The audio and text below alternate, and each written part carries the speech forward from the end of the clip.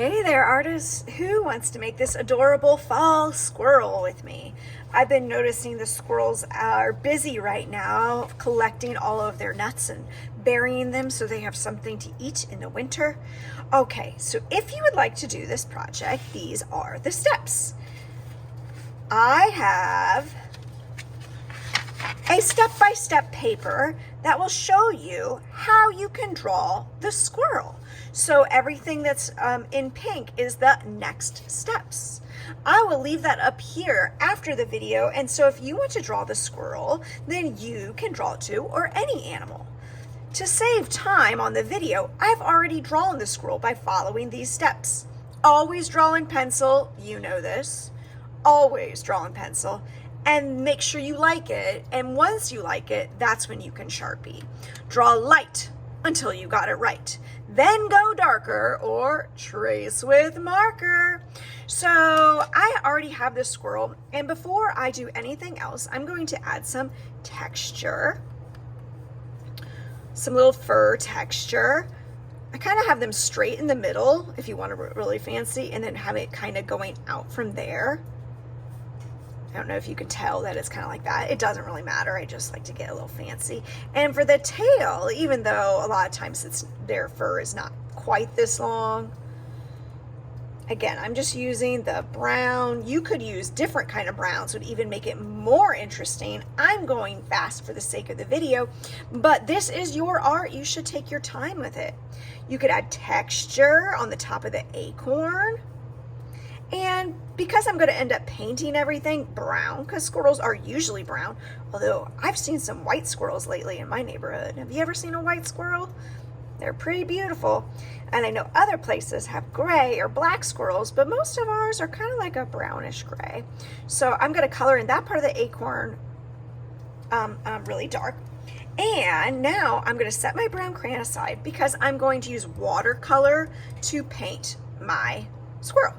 So I've got my paintbrush, I have water off the camera, and I have watercolor. Remember that this type of paint you have to wake up, and remember this type of paint you use a lot of water and not that much color. All right, so I need more water on my brush, and you kind of pet it like you're petting an animal.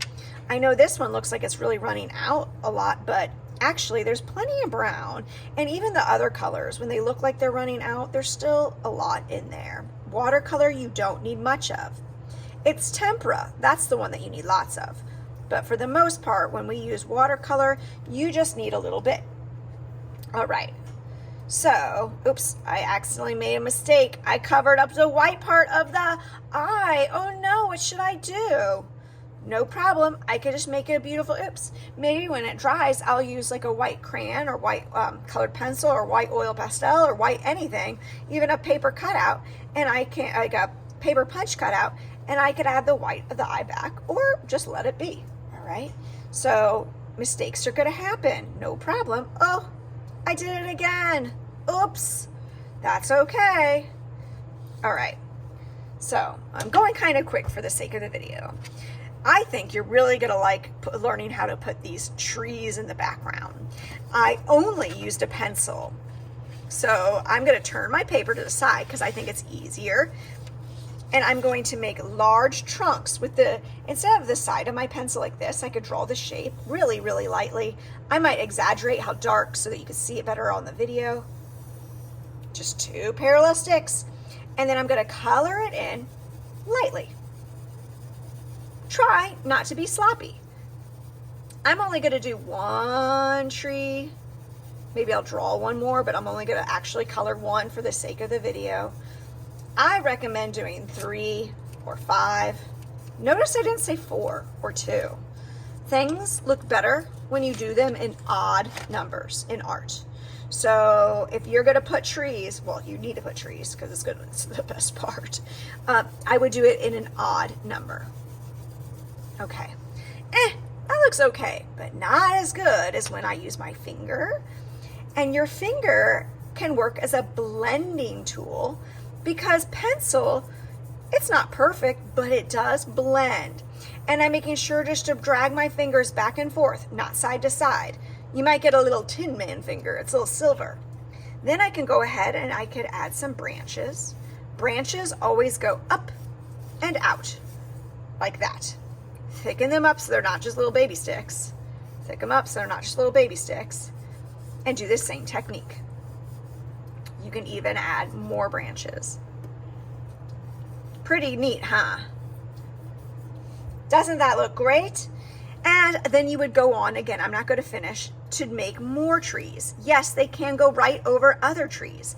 I just wanted to show you this one because look, I'm going right behind my squirrel. Oh gosh, a little bit even peekabooing right there too. And then I would color that in and do the same type of technique there. Do as many trees as you want. It's a really fun technique. All right, everybody. So I've already finished my squirrel with the paint and these materials. I added some trees, and then I found some painted paper, and I've already cut some. If you're, let me rewind.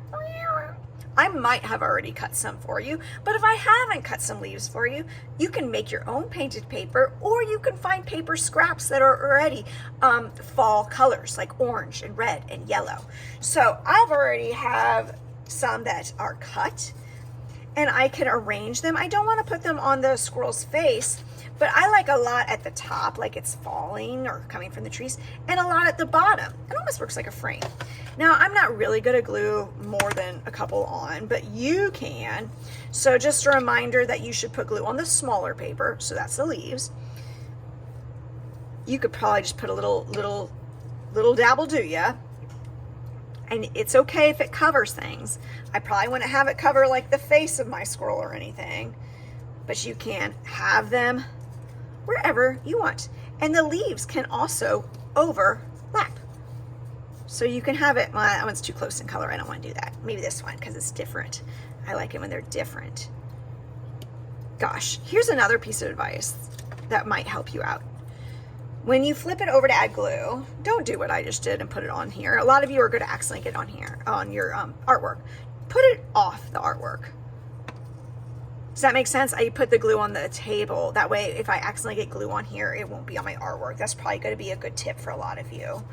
All right, guys, I need to add some more leaves, and I'm going to put this paper back here and the finished product right here so that you can look up it for inspiration. And happy arting today.